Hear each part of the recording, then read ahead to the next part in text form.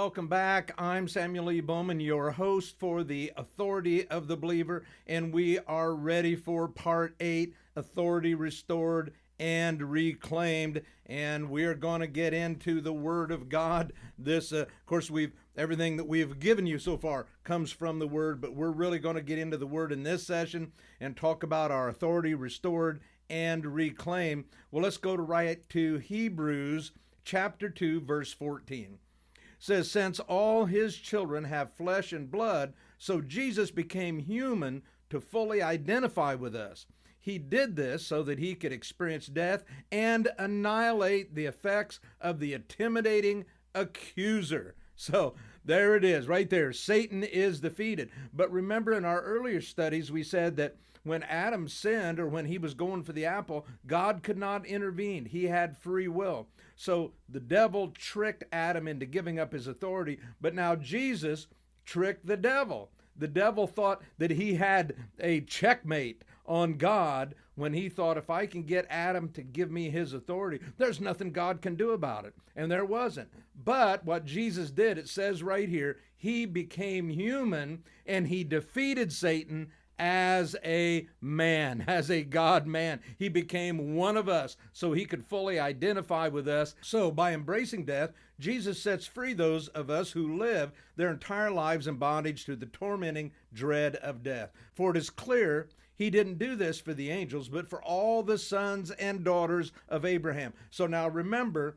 that we also talked about that Jesus ended an old race, the old Adamic race, and he became the second Adam and started a new race that was not under the curse of the previous Adam. Well, right here, it says so that we can become sons and daughters. See, so we're entering that race. He's our father. We're his children. We're of his race. To be a man and take hold of our humanity in every way. That's what Jesus did. He made us his brothers and sisters, became our merciful and faithful king priest before God as the one who removed our sins to make us one with him. He suffered and endured every test and temptation so that he can help us every time we pass through the ordeals of life. So, taking back this planet and taking our authority that we should be taking and doing God's will and fulfilling the commission that Jesus has given us, that's going to be a test. It's going to be tempting to drop out and to quit and to stop and to not push on the culture and push back on the culture for the kingdom of God. But Jesus went through all of this with us, and so he understands and he's with us. Isn't that powerful? So Satan is defeated. 1 John 3:5 says, the Son of God was revealed to undo and destroy the works of the devil. So we start at the finish line.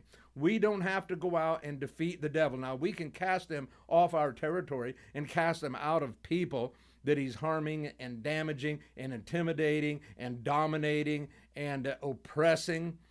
We can do that, but we start at the finish line. He is defeated. We don't have to defeat him. He's already a defeated foe. All right? And if he can get us to think otherwise, then he's got us. But we're not going to think otherwise. We're going to believe that Jesus perfectly, totally, completely, for all times, defeated our enemy. So Satan is defeated. We believe that. So the deed has been given to the deed to the planet has been given back to us. Jesus repossessed it from Satan, but we have to take possession of the planet. So we hold the deed, we hold the rights to become sons of God, we hold the right and the responsibility to walk in the power of the Spirit, to cast Satan off our planet and out of our lives and our families and out of our teenagers and out of our public school or out of our business or wherever he's attacking us.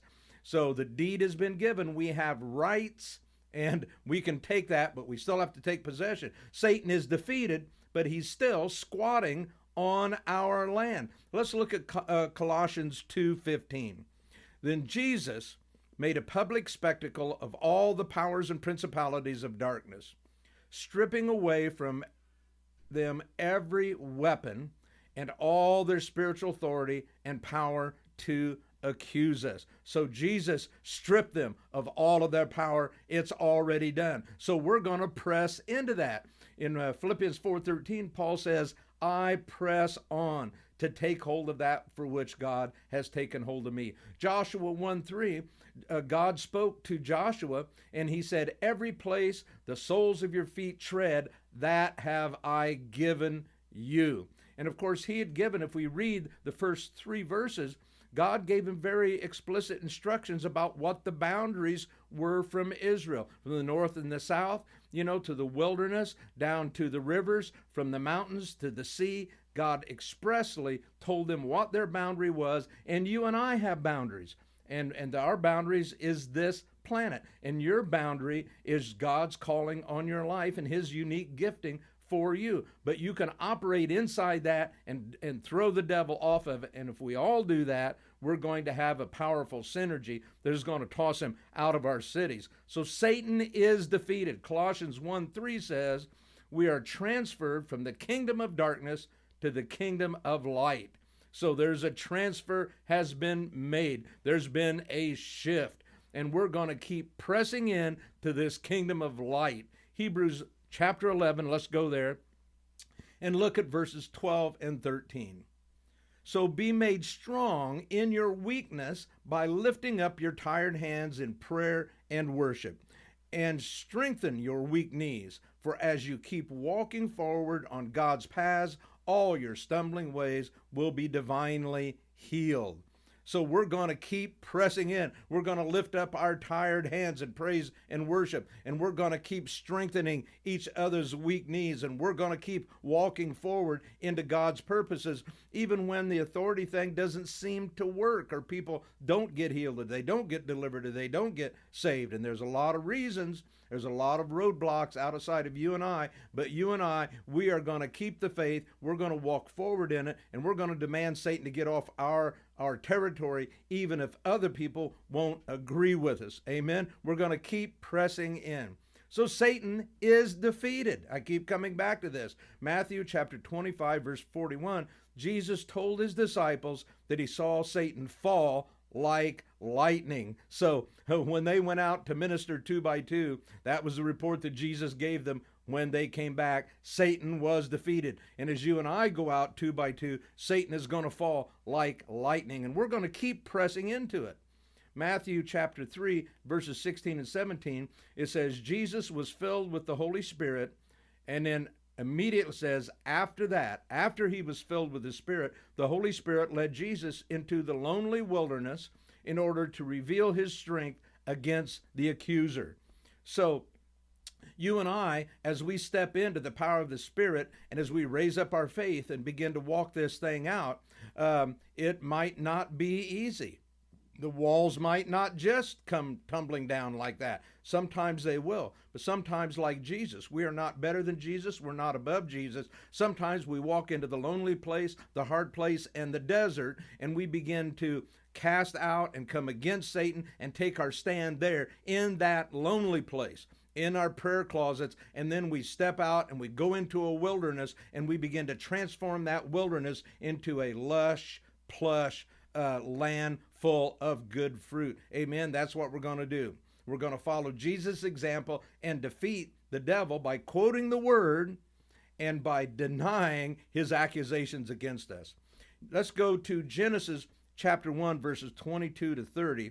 So the gift that God gave Adam and our race there is still in effect. God still intends for this world to be our realm of authority. That hasn't changed. Okay?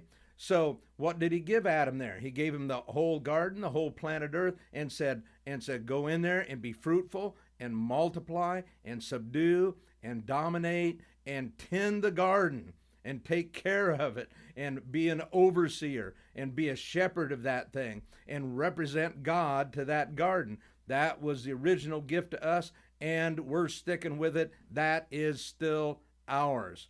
All right. So because even though we have been given the legal deed to our planet, we still have to take possession. Luke 19:13 says, occupy till I come. So God doesn't go back on his word. He gave us authority over this planet.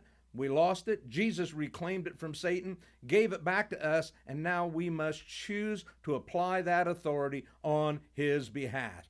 Jesus said in Matthew 28:18, All authority is given to me. You go therefore. So essentially, he was giving us his authority. We all know Ephesians chapter 6, verses 10 and 11. And we're going to break the strongholds of disbelief.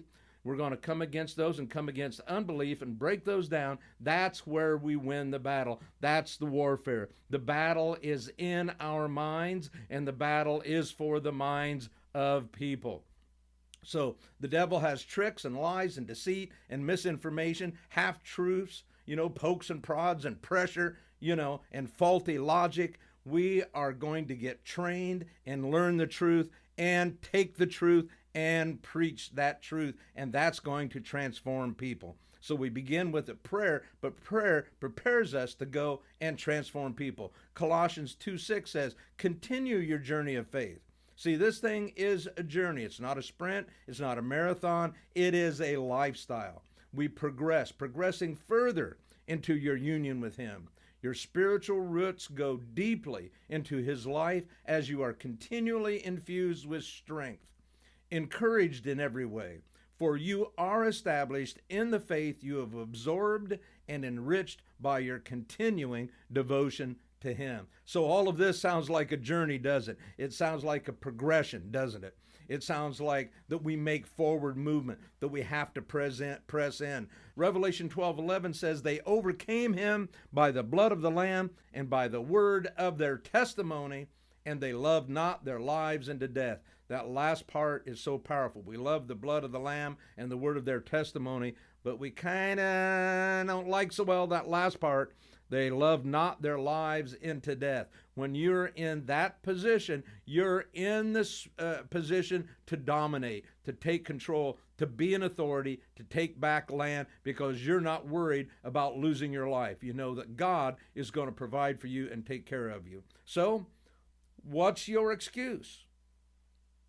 Well, I'm not really anointed. We have a lot of Western filters and thoughts in our minds. We don't know how much, we don't realize how much culturally we have been conditioned not to believe this and to not take authority and to not apply it when we should. So what is our excuses? Oh, I'm not really anointed. Somehow we think that there's a special anointing. But if you have Jesus in you, you don't have part of him, you have all of him. If you have the Holy Spirit in you, you don't have part of it, you have all of it. You have the anointing. Either you got him or you don't. Are you born again? Then you've got him.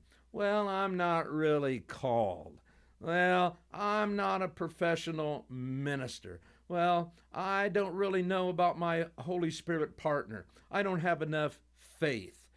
I'm not really mad enough yet about what the system is doing to my kids.